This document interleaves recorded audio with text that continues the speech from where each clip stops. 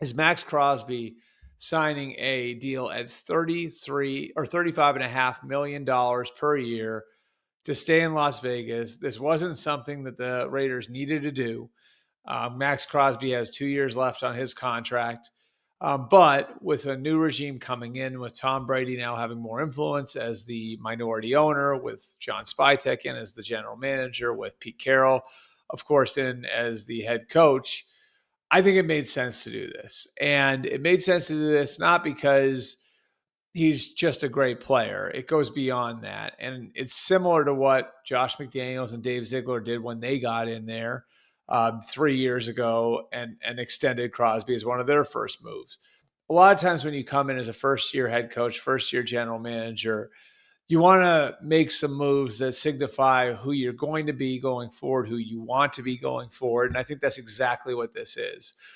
Maxx Crosby is the type of guy who can carry the flag for Pete Carroll's program because of what he's about. And I think that's a huge part of this is you go in, you survey the landscape. And I think a lot of times, and again, there are 7 teams with new coaches. So I think this applies to all the teams with new coaches. The locker room is paying attention to what you're doing. I mean, imagine you're in a workplace and your boss comes in. You're going to pay attention to the first couple of things he does. You're going to pay attention to what the first person he hires is like. You're going to pay attention to the first person he gives a raise. What's that guy about? Because that's going to reflect some of the values that the new boss is going to have. The same thing applies in the NFL with new coaches, new general managers. They come in. They know the locker room is paying attention to who and what they're rewarding. And I think that's why you reward Maxx Crosby, because you look at it and you say, this guy's going to be a captain for us going forward.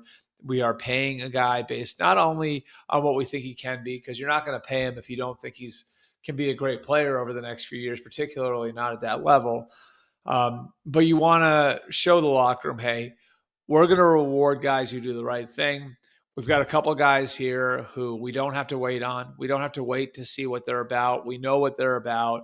We're going to reward them right away so they can come in right away and carry the flag for our program. And so I think from that perspective, it was a smart move for Spytek and Carroll and Brady to say, okay, here's a guy who stands for everything we want to stand for over the next 5 years, over the next 10 years. And this is a guy who can carry the flag for our program. So when you hit the ground running in April and you have the start of your off-season program, you've got a guy in-house who's already bought into what you're trying to do and can already help sell to the rest of the locker room what you're trying to do. The other effect, of course, this is going to have is on the rest of the league. Again, he is now the highest paid non-quarterback in all of football. That was Nick Bosa at $34 million a couple of years ago. Justin Jefferson beats that last year at $35 million. Now we have Maxx Crosby at $35.5 million. It's a tick over, but that's significant because I think that opens the door for other guys to ask for that. And there are 2 guys in particular, I think, that in this year's group that are still under contract. They're not free agents, but in this year's group of players that could be looking for contract extensions that really stick out as guys that can look at this and say, I've got a chance to really move the needle. One is Jamar Chase, the Triple Crown winner in Cincinnati.